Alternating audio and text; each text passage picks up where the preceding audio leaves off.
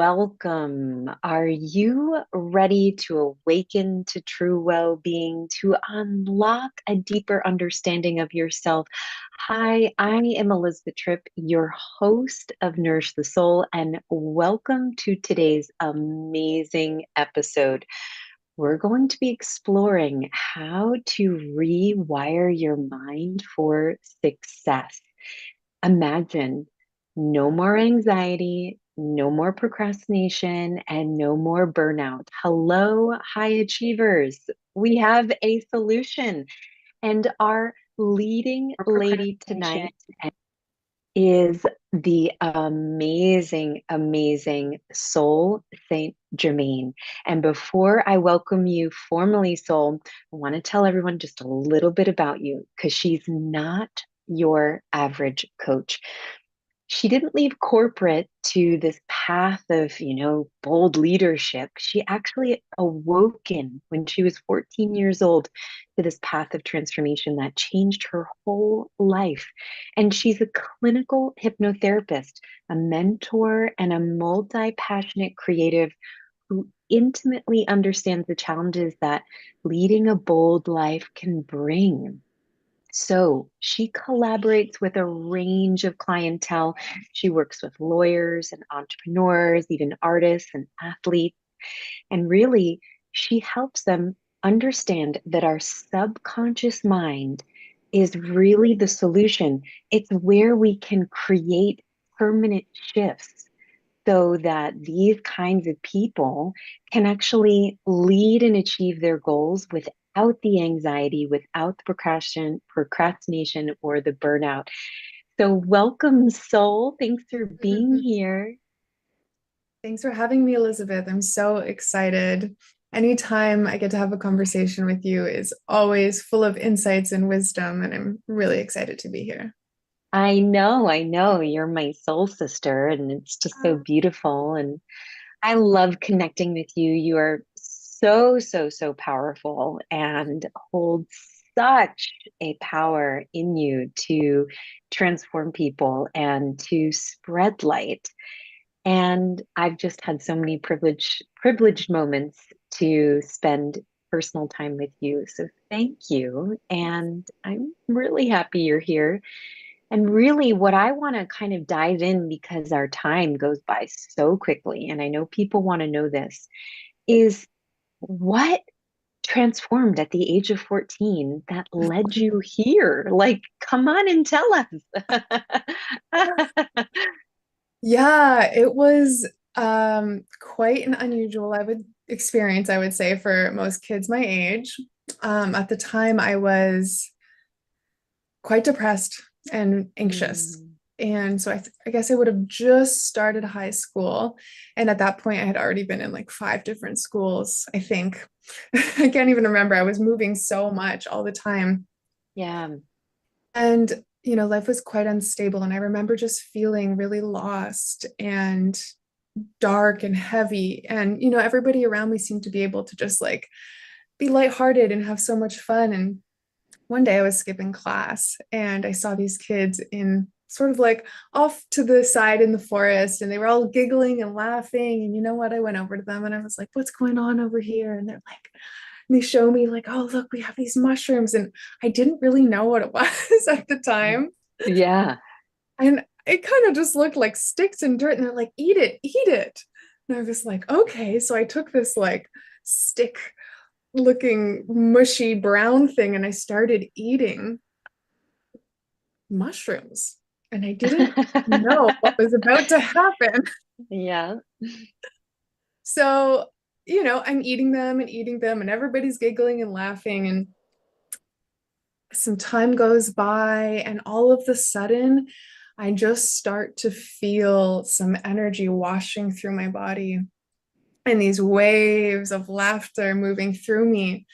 And, you know, I don't really remember exactly when everybody left, but at some point I was sitting under this tree by myself and I had this vision of these timelines shooting out through my body. Like I could feel these stories that were from my mom and my dad Mm, coming through me, things I could hear them saying, like my mom, Mm. being upset that my father wasn't present and helping out, and my dad being always stressed about money, and I could feel the things that they were saying all the time when they were fighting with each other coming through me and like shooting out into the distance in front of me and create Mm. an entire timeline.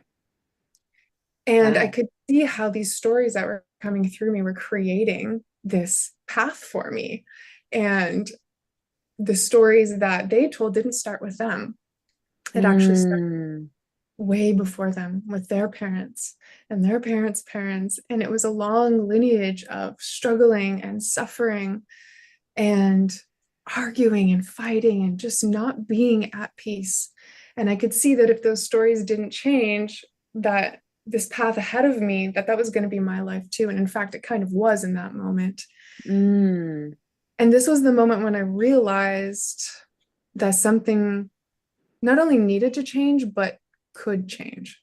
Because before Mm-hmm. that point, I lived in a small town in Canada and I didn't really have much idea that, there was any other way of living. Because a lot of people around me, other students and, people that I knew in my family were struggling too. And so I realized in Yeah. this moment, wow, there is another way. Mm. So this started me on my path. I didn't get all of the answers. This was the awakening insight. And then, of course, it left me with way more questions than answers, which set me off to, travel around.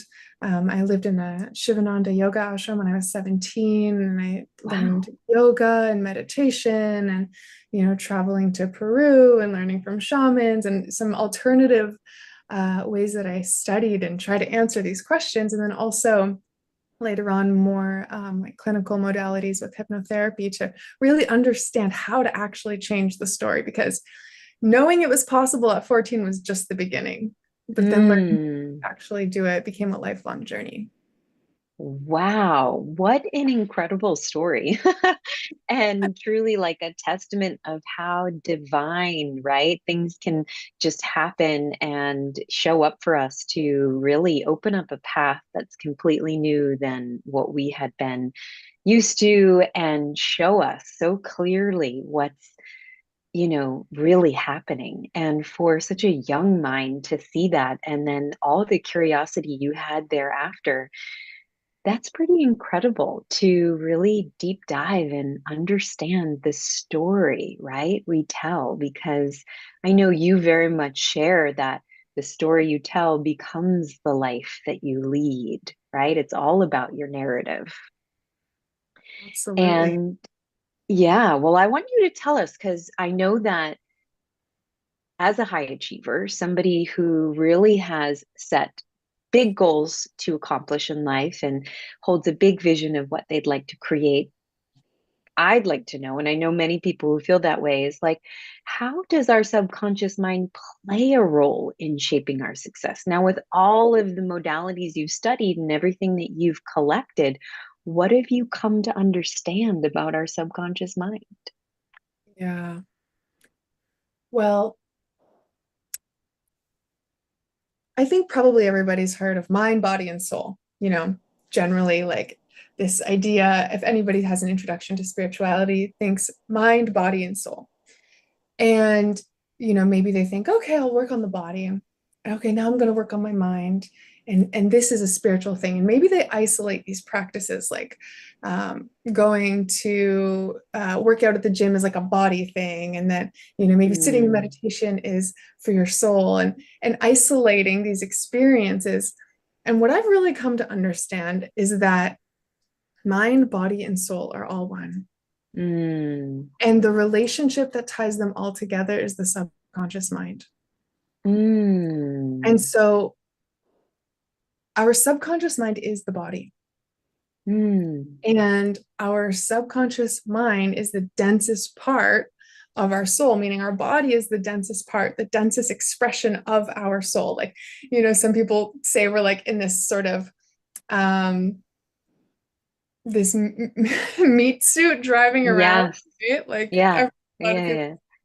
but actually our bodies are such an incredible technology And it really is the densest expression of the soul and should be really honored and revered as such. And so when we have this Mm, integrated perspective of how we can access our soul through the body, through the mind, we can access the deeper part of who we really are from mind, body, or soul.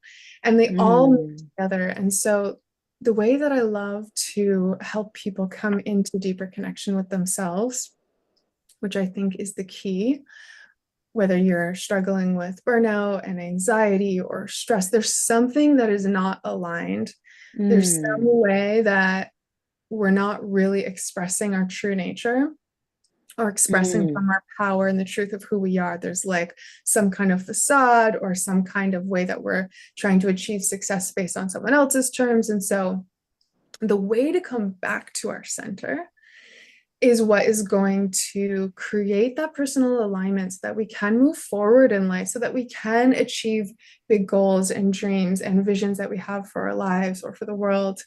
And um, and so the way that I love to do this is to help people understand the story that they're telling by accessing the subconscious mind. And we can read it in the body, we can read it mm, through the language, just in conversation. There's so many ways to access it through the emotional body.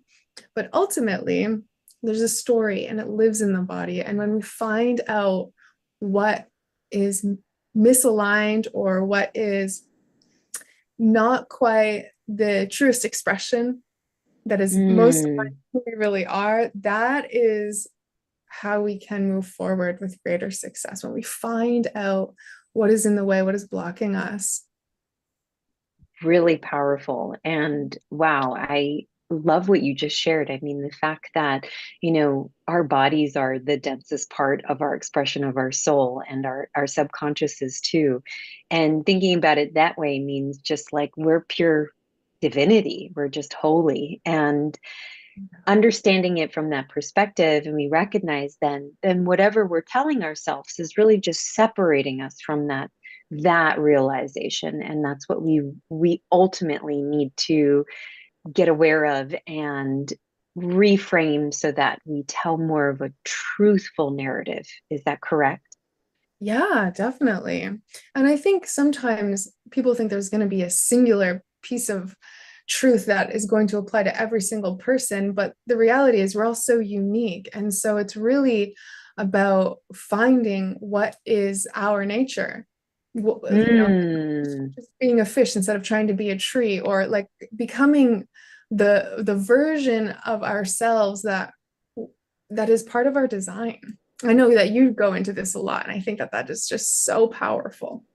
yeah. Well, let's take a quick break. And then when we get back, let's talk a little bit more about our true nature and our design. And we're going to dive back in that right in a sec. Are you a conscious co creator? Are you on a quest to raise your vibration and your consciousness?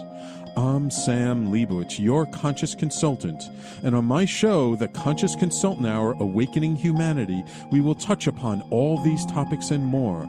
Listen live at our new time on Thursdays at 12 noon Eastern Time.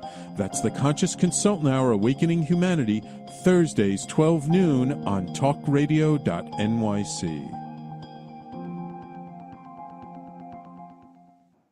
Are you a high-achieving, growth-oriented leader?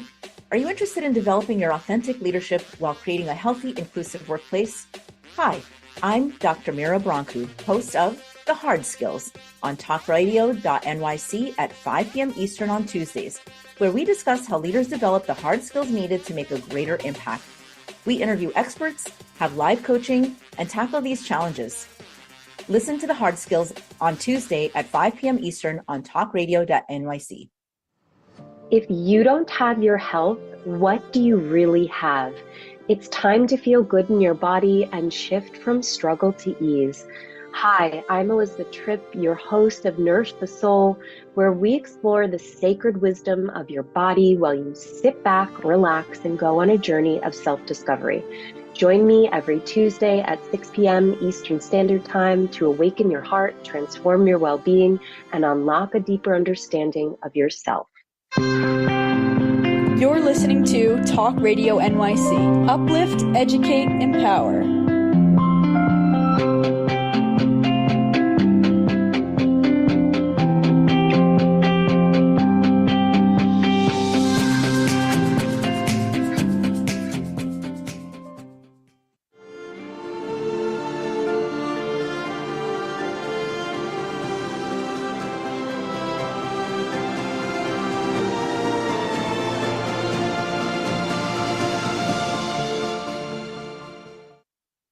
Welcome back. This is Elizabeth Tripp. We are with the powerful soul Saint Germain. She's the owner of The Living Narrative, and we're exploring how to rewire our mind for success. And we were just having a dialogue about our subconscious and talking about how it really is the body, and that truly we can really dive into our subconscious and better understand what's holding us back or limiting us by just really getting more present and aware of our whole self. So, soul, when you speak about, our true nature, what does that mean to you?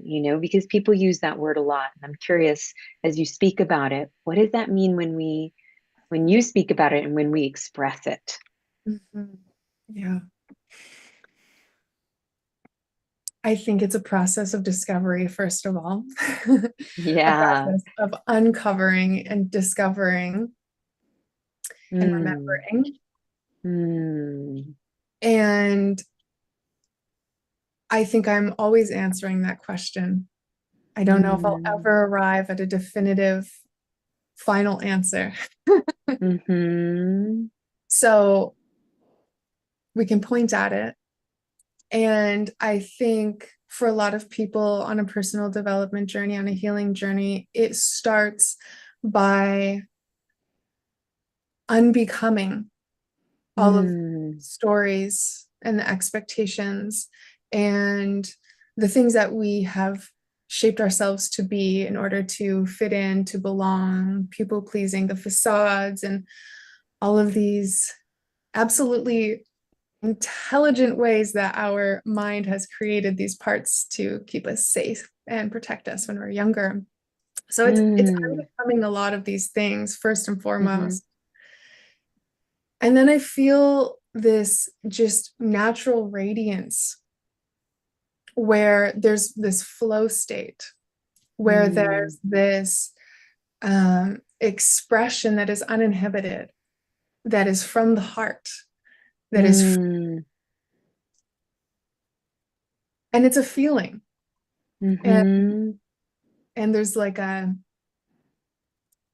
there's this truth that just rings through, and we feel it. We know when we're deeply connected with ourselves. And Yeah, there's an element of being able to do it privately. I yeah. know for me, like I felt way more comfortable being on my own sometimes, and I can express that with myself, but then to share that in the world is a whole Mm. layer. Wow, what a beautiful answer and truly felt, right? And I really wanted to kind of hone in on this one piece because we're talking about people who have big visions that you help, right? And something that you said was that there's a mechanism in our brain that we all have across the board that keeps us safe and wants to protect us. And I'm curious if, in this journey of uncovering ourselves and remembering our true nature and allowing what you just said in your share to be who we are, right? Yeah.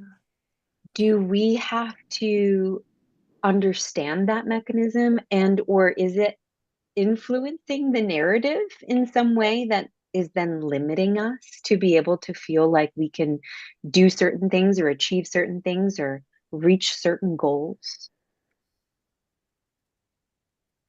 If I understand your question right, Yeah.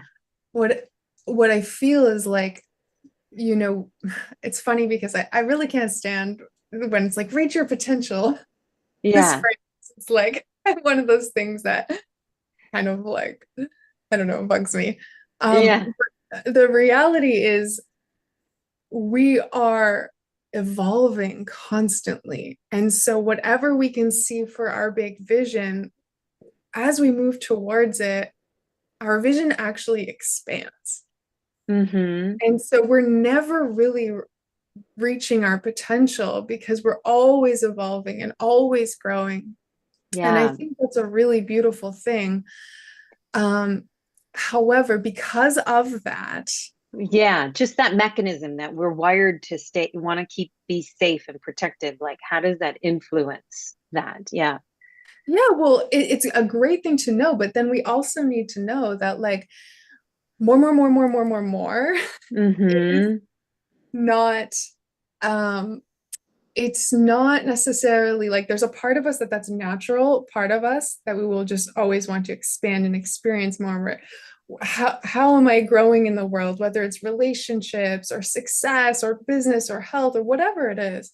That Yeah. desire to become more and to realize more is beautiful, but Mm. if we are reliant on more for our sense of self-worth, if Mm. what we're aiming for becomes like the identity that we think we have to become in order to feel okay with Mm. us, that Mm-hmm. we get burnout. That's when we get sick. That's when we lose the sense of our core and our inner being and our stability and our connection with the earth, which is Yes. Okay, yeah, that from that explanation, that really makes sense. So it's almost like that drive to have to do more, to be more, to arrive, right, at this place, yeah, is a way in which a lot of people, kind of measure their own worth and their ability to feel secure within themselves. So there's kind of that interplay, then a little bit of this like feeling of not being completely satisfied or secure with who they are and needing to have to do to reassure that they're safe, or that they're a bright successful leader, right, and ultimately feel that sense of security or safety within themselves, right. definitely. Yeah. And there's a paradox to it too, because, It you know, helps us. it helps us move forward. There's a paradox to Yeah. like, I am enough and I want to be more in this particular area. Yeah. To Yep. be able to hold both of these things without reaching a solid conclusion, it takes immense capacity. Mm. Emotionally, it takes stability. Yeah, Because it if we're does. not going beyond our comfort zone where we're not yet fully stable and experienced and confident, if we're not going beyond our comfort zone, we're not really growing and we're not really expanding in the ways that in our soul we want to. And so Yeah. be that discomfort. So it's being able to hold the paradox of I am enough and part of me does not feel that way. And that's a Mm. and can I love both of those parts? Yeah, really beautifully said. I love that. So when you work with these kinds of individuals who are kind of big players, way showers, and big thought leaders, people who want to make a positive difference in the world, what are Yeah. some of the subconscious patterns that can lead them to, anxiety, let's say, or procrastination or burnout? And you can touch on one or all of those if there's a one particular you want to focus in on, but what is like a pattern that you see on the deeper subconscious layer? Yeah, I would say especially for people who've created a lot of success, Mm, the story of I am not enough has often driven them to that. And they mm-hmm. can't imagine creating success without Yeah. that driving thought, right? Gosh, I've been there. Me too. Definitely. Yeah. Yeah.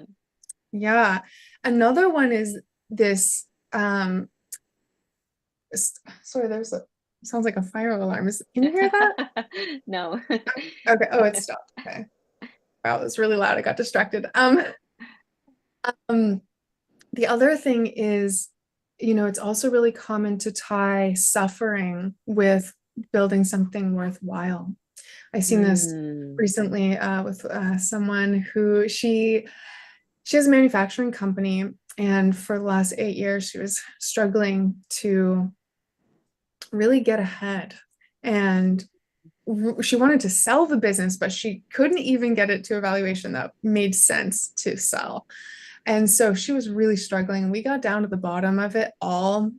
Everything she was sabotaging, everything that she realized like was so much easier for everybody else. And it seemed so logical that she should be able to be just doing like brushing her teeth, like, just the simplest things in her business that were a struggle for her. We realized that she had this belief that anything worthwhile requires suffering, hard work, Wow. and that if it Wow. does not require hard work, then she didn't really earn it. Mm. And so there was that pattern. There was another pattern where she realized that, she felt that she was invisible. Mm-hmm. And no matter what she did, people couldn't see her. She would walk into a room, and honestly, her brand was amazing. She had such unique furniture and just really unique pieces. She really stood out in her industry. But the thing is, she had this story that she's invisible. And Mm. through a hypnotherapy session, we realized that when she was little, she actually used to feel like her mom was competing with her for her father's Mm-hmm. attention. And so she Mm. started to shrink and to hide and to become small so that she didn't have to compete with her own mother for her father. Mm. Wow. Yeah. So what I hear is that, a lot of what kind of drives these behaviors is rooted in these deep beliefs that we can, you know, obviously come up with based off of a childhood experience that we've had. Yeah. Um, or are there any other influences aside from childhood that you've seen, or is that mostly what you generally see? Oh, yeah, absolutely. People had a lot of stuff happen, from COVID, from lockdowns and Mm-hmm. fears. It doesn't have to be in your childhood. It can be the end of a relationship that just rocks you. Mm-hmm. There's so many times when we can start to feel insecure and develop Mm. coping mechanisms. Although I would say a lot of the main things are certainly started in the formative years. We can create beliefs or patterns or protective mechanisms at any point in our life. Interesting. Yeah. So we're going to take a quick break and then we're going to look a little bit more at this kind of like these times that rock us, that change us, the way we perceive ourselves and how they really affect our ability to achieve, to feel secure and confident within ourselves, to reach our goals, right? All right. So we'll break and then we'll be right back. Hey everybody, it's Tommy D, the nonprofit sector connector coming at you from my attic. Each week here on talkradio.nyc, I host a program, Philanthropy in Focus. Nonprofits impact us each and every day, and it's my focus to help them amplify their message and tell their story. Listen each week at 10 a.m. Eastern Standard Time until 11 a.m. Eastern Standard Time, right here on talkradio.nyc. Were you an essential worker during the pandemic? If you needed to learn stages of epilepsy, did you depend on advocates? Did you use new innovations to cope with mental and neurological issues? Maintaining high quality of life and keeping good mental health are what we all strive for. I'm Frank R. Harrison, host of Frank About Health, and each week top healthcare influencers, professionals, and innovators answer these questions and more. Stay tuned on Thursdays at 5 p.m. on talkradio.nyc, and I will continue to be frank about health with all of you. If you don't have your health, what do you really have? It's time to feel good in your body and shift from struggle to ease. Hi, I'm Elizabeth Tripp, your host of Nourish the Soul, where we explore the sacred wisdom of your body while you sit back, relax, and go on a journey of self-discovery. Join me every Tuesday at 6 p.m. Eastern Standard Time to awaken your heart, transform your well-being, and unlock a deeper understanding of yourself. You're listening to Talk Radio NYC at www.talkradio.nyc. Now broadcasting 24 hours a day.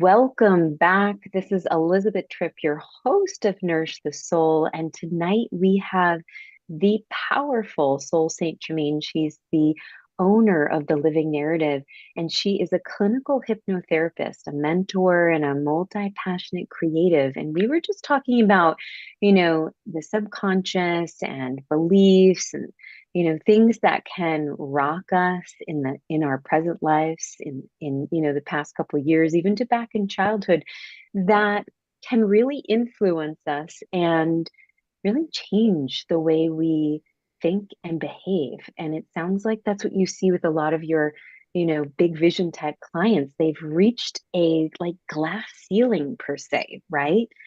So tell us a little bit more, maybe give us some examples of how you've helped some really big playing people break through these ceilings, these things that have traumatized them or really held them back. Yeah. I find that there's usually, especially with people who are high performers, they'll have a lot of confidence and success in a particular area. And then Mm. there will be something else they would just rather not look at. They're successful enough so that they don't really have to, they can get away with it. But, when It comes presented to with like relationships or something, they're like, oh, well, I'll just be really good at my business and skip out on that part, right? exactly, Yeah. exactly. Or even within the business, like, sometimes people they know that to get to their next level, they want to be more visible, but they just kind of stay behind the scenes a little bit more. And so, Mm. their business is running fine, but there's part of them that wants to grow and get bigger. But then, they're like, oh, well, things are working fine the way it is. I don't need to, you know, go to certain conferences and get on the panel and different things that would help them get more. Mm. But like you said, also, oh, maybe I just won't pay attention to my relationship stuff. It's fine. It's not bad enough. But it's not ideal. So the thing is when you have a clear mirror to help you see your blind spots, this really it can be edgy sometimes, Mm. can be like Mm-hmm. tender because we touch things. But when there's this safe container that we create to look at the places that honestly they just need more of our own love, and to clean out the stories that are not true that we believe about ourselves in order to protect ourselves in the past. And so when we clear those stories, when we change those stories, and when we bring love into those places and we look at the thing that we've been avoiding, every area of our life gets better. Everything Mm. can move forward. When we have something that's just holding us back that we'd rather not look at and we finally address it, it's like everything can finally start to come into greater alignment, because how you do anything is how you do everything. And so I just think going deep and working with the subconscious mind and finding the patterns and really getting honest with ourselves about the things we avoid and where we feel resistance, and being able to have a clear mirror to reflect the Yeah. the hiding spots and the shadows, as well as the truth of the power of who we really are. I think it's just so amazing. Well, the subconscious, in my opinion, and I believe you would agree, is like it allows for us to become aware of our life design, our blueprint here on this planet for what we're here to, ultimately achieve and experience for ourselves. So I wanted to kind of know, like, when you go into these deeper chambers with the mind, is the subconscious just very honest? Like it wants you to, it ultimately wants to share what this person is obviously struggling with? Or do you find that you have to dig for it or kind of in some ways play with the client in this state to get them to kind of open up and feel like they can allow this to come to surface too? Because we're ultimately talking about an ego that can sound, it's like, Right. wait, you're finding out about me, you know? Yeah, Yeah. totally. Yeah. It really depends. And there's many different ways. Sometimes we go in through the emotional experience. Sometimes we're going in through a limiting belief. Sometimes we're going in through physical pain in the body, like going through an illness. So, we start to dialogue with the body or the mind. Essentially, we call this parts therapy. When we start to talk to the parts, part of me wants to do this, but a part of me doesn't. We kind of say that in our language. And there's an intelligence to it because our ego kind of breaks off into these different parts in order to create those sort of protective mechanisms. And some of them definitely want to be seen and want love and want to just feel welcomed and invited. A lot of times when we feel lonely and we feel like we don't have a sense of a belonging, when we kind of touch that tender part, a lot of times we really just want to, those parts want love and attention and care from our own awareness. Yeah. And sometimes, actually, a lot of times, there are parts that really do not want to be seen. They want to, sometimes I'm tracking them actually physically in the body. And so my client will just be like, oh, I feel it in my shoulder. Now it's in my belly. Now, and it's like moving and actually trying to hide because it's terrified of being seen. Because Wow. seen meant danger. That is so fascinating. Whoa. I just really, that to me, I find that so fascinating, right? Because we as in our, conscious reality who aren't aware of this and are kind of doing, right, to build and get and achieve and be, right? We may not even know that there's actually a deeper part of us that's just like terrified to be found out. That's what's really creating the limit. And what I'm hearing is that love is the antidote. But do you find that when you find this thing that keeps kind of going all over the place, that if you just hold a space of love, will something happen? Like, will it kind of open up? I'm so curious. It will. And I think to share a personal story of my journey with this, because I think sometimes we can get these expectations of like, oh, well, I loved that part of me, so why isn't anything changing? Right. Yeah. So I actually had a journey one time. So, some of our parts can look like our inner child or our inner masculine or inner feminine. And about 2 summers ago, I was every single day meeting a part of my inner child and meeting her, and she was not happy. She was not open to my love. She was this age of me in the past was like, I don't trust you. And day after day, I had to come back and meet her and say, that's okay. That's okay. It's no problem. You know what? You don't need to do anything. You can be upset. You can pout. I'm just going to be here with you. And so I would just kind of wrap my awareness and my care while giving her this space, not trying to smother her with my love. And eventually, it honestly took weeks. But that's what I needed, because I needed to develop this relationship with her that wasn't just about, come on, I'm going to love you so that you'll change. It was like to show that like I truly love her, love this part of myself. Yeah. Even in the darkness, the despondence, the grief, without it needing to change. And I think that's a really important piece, because along the way with personal development, we can try to like fix ourselves and go like, okay, yeah, I'll do the inner child thing and love myself so that I'll be different. Yeah. And it's a little bit violent. It can be addicting. Yeah. And masking that deep down thing that says, but I'm really not good enough until I'm here. Yeah. Exactly. Wow.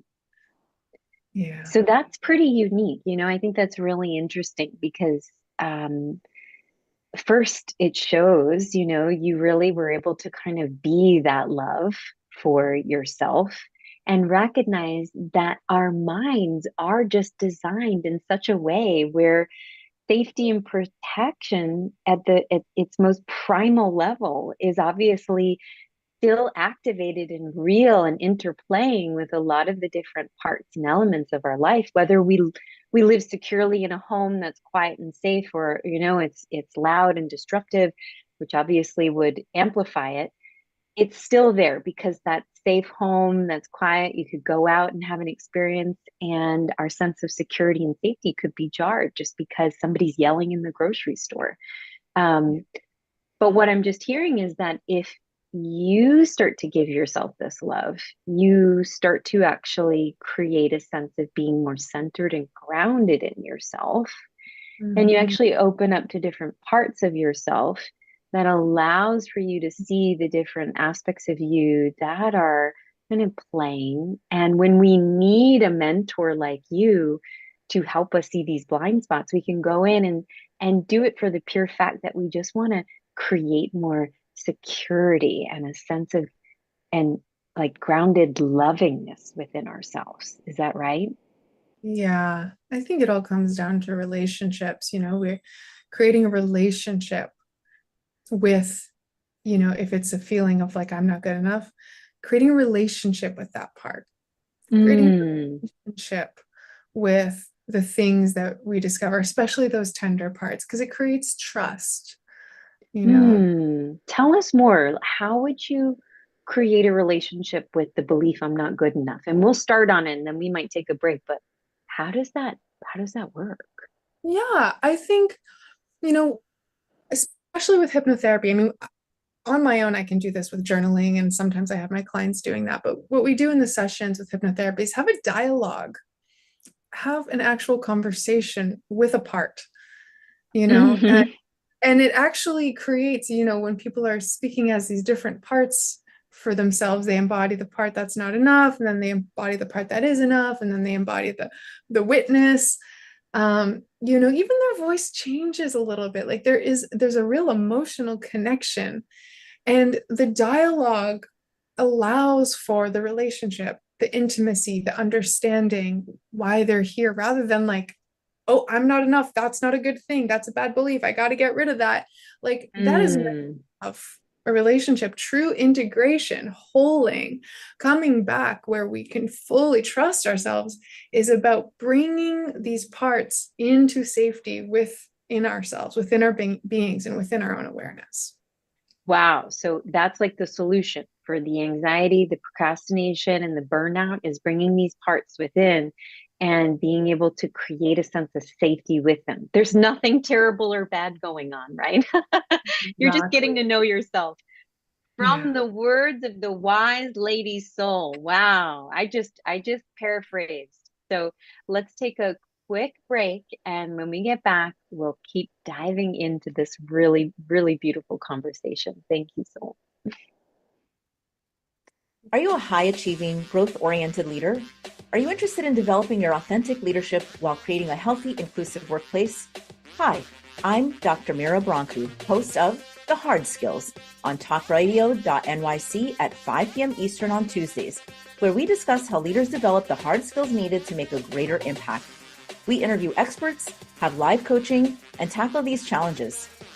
Listen to The Hard Skills on Tuesday at 5 p.m. Eastern on talkradio.nyc. Hey everybody, it's Tommy D, the nonprofit sector connector, coming at you from my attic.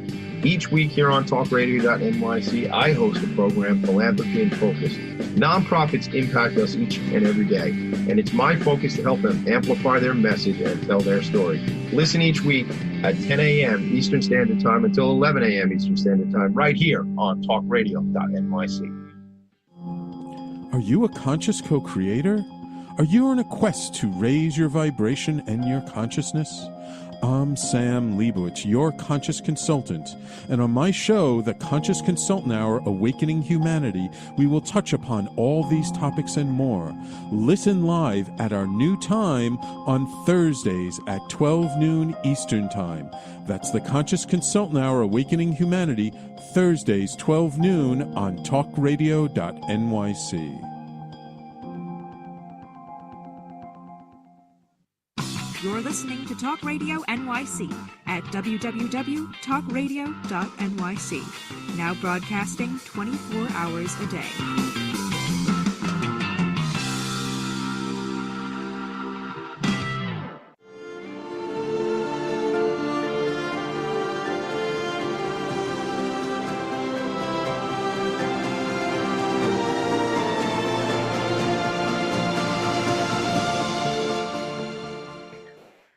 welcome back. This is Elizabeth Tripp. I'm here with Soul. She's my soul sister. We met back in 2019 at a real high achieving event, I'll have to say. Woo! We were really eye gazing for the stars at this point in our life. And it's not to say, that hasn't changed. I just think we've become new iterations of ourselves. So it's exciting to see how much we've grown. And we're here talking about, really leaning into these different parts of ourselves. When we're a high achiever, when we're somebody who's goal oriented, and then finds herself on the opposite spectrum, maybe burnt out, wanting to give up, not wanting to move forward with a dream or aspiration they had, right? Well, I want to hear a little bit more about how you develop that kind of balance in greeting these aspects of ourselves and welcoming them. Because would you agree that a lot of people who are very result driven, who are high achieving by nature, tend to have more of a masculine type like energy that they pull from to create? And Yeah. feel free to dive in and bring in other elements of the feminine as you answer this question too, if you feel like it. Yeah.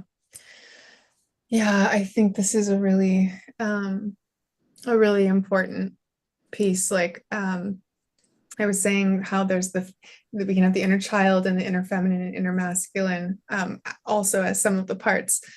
And I think that one generally tends to be dominant. And it's not so much that sometimes people think, oh, I'm masculine or I'm feminine, but there's actually like the exalted expression of the feminine and the sort of shadow expression of the feminine, and then the exalted expression of the masculine and the shadow expression of the masculine, like out of balance. And so Mm-hmm. it's really about bringing them both into balance because they're both Mm. always there in every person. But I think most people relate to burnout or procrastination from this idea of resistance.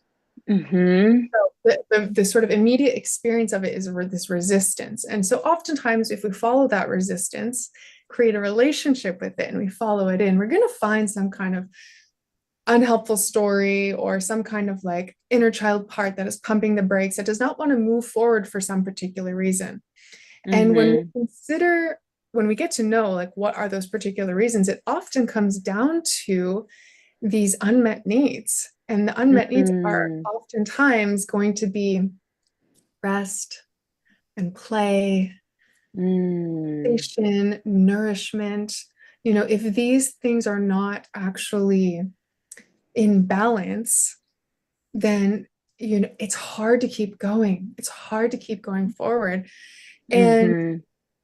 I think that this is so important also because when we change the story, and we start to go from not believing in ourselves and thinking that success requires hard work and it's the only way to do something worthwhile, and we go to realizing like, wow, actually I am worthy as I am, and I can express my gifts in a way people can support me. There can be easier ways. I can work hard if I want to. That is a gear I can shift into, and it's not the only way.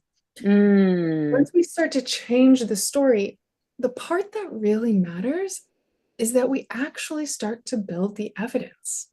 Mm-hmm. Meaning we need to actually put that into action. We Mm-hmm. need to give evidence. So we're building a relationship to the resistance or to the part that feels unworthy. And what are we actually showing that part? Are we Mm-hmm. taking time to relax and enjoy? Usually when you tune in, most people can recognize which one of these three is getting the least amount of attention, the blind Yeah. spot that we'll deal with that later. It's usually rest, play, or nourishment. Yeah. And you can kind of, Totally. oh yeah, that's the one I don't really spend that much time on.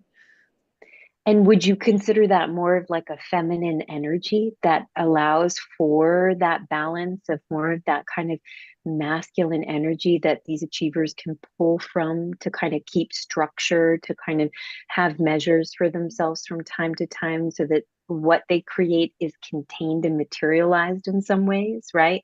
That Yeah, go ahead. Yeah, definitely. Sometimes I hesitate a little bit using the language of masculine and feminine when, in actuality, men biologically have different cycles than women. Like the way our Mm, hormones are, our um, rest cycles, the way that throughout the month our energies change, the things we need change. And when mm, in with our nature, with our needs, when we have relationships to these parts, then we have a better idea of what we need as individuals. mm-hmm, So generally, men can have sort of even energy throughout mm-hmm. every The day, monk. Mm-hmm, evenly throughout the month, and it's just not the same for women. And mm-hmm, regardless of men and women, having a relationship to our body, to our physical body, to our health, and a relationship to the earth, this is often seen as relating to our feminine energy. And mm, or men or women, it doesn't matter, but it's really important to nurture the part of us in the physical. Remember, I said the subconscious mind is the densest part, or the physical body is the densest part of the soul. And the subconscious mind is also the body. And so we can actually physically nurture and care for and love and respect our bodies in ways that allows that part, whether it's that part that feels unworthy, to feel and fully receive the love in action, not only in thoughts. really, really powerful. Yeah. And so sounds like you really do quite a phenomenal job at supporting people through this process and creating that balance. I mean, would an antidote that you've given someone like a prescription be like, just go out and play because all they do is like sit at their desk and maybe, trade or something, or like are always kind of in that like high gear, like adrenaline, having to like kind of manage everybody. Yeah. Absolutely. Yeah, when we create safety in the body and safety in the nervous system, the mind starts to unwind, creativity can flow. There's so much that happens. And so I definitely prescribe walks in the park and relaxing and playing. It's just so, so important. And when that's the Because thing that, that doesn't get enough attention, you know, yeah, half an hour, having a nap in the middle of the day can like completely shift your energy. I Super do that underrated. every day. I do that every day. um, as we're wrapping up here, I always ask my guests, what is sort of your interpretation of the purpose of life? What do you Mhm. think the purpose of this life really is? Mm. Oh, what a beautiful question. I ask myself this all the time. I think we've talked about it. Yeah, I think I think there's an ever expanding evolution of unified consciousness experiencing itself, and to bring it into the individuated experience of the human soul and body. I feel that there's this meaning every person can make, and that it's meant to be different, and that we're all here for different reasons. And when we truly find that gift that is ours to give, we can answer that question for ourselves. Mm, wow, that is really beautiful. Really, Yeah. really beautiful. When we answer that question, what is our gift, right? We know that. It kind of opens up and allows us to see the purpose of life, right? Because truly, what if it is really about just having fun and enjoying ourselves, which I know you're actually an expert at. Well, yes. I actually had this incredible vision one time when I was going deep into connecting with my life purpose, and it was just pure joy. I Which is wanted some amazing. answer, and there's many ways that can be expressed, but that was really important for me to connect with. Yeah. Well, pure joy is said to be the actual energy of the creator, just pure joy. So it is the energy of the light of the creator. Um, so really quickly, how can people connect with you? Socials and different things that they can connect with you on. Yeah, you can find me at thelivingnarrative.com. I'm also on Instagram under The Living Narrative, or soulsaintgermain.com. I also have a YouTube channel. I have hypnotherapy, hypnosis recordings on there, and all kinds of different things. Perfect. Well, shout out quickly to Linny. She says, y'all are amazing. She commented. So thank you, Linny. And thank you, Soul. This was amazing. I really enjoyed our conversation. Thank you so much. And until we see you all again, namaste. Thanks. So great to be here. Bye.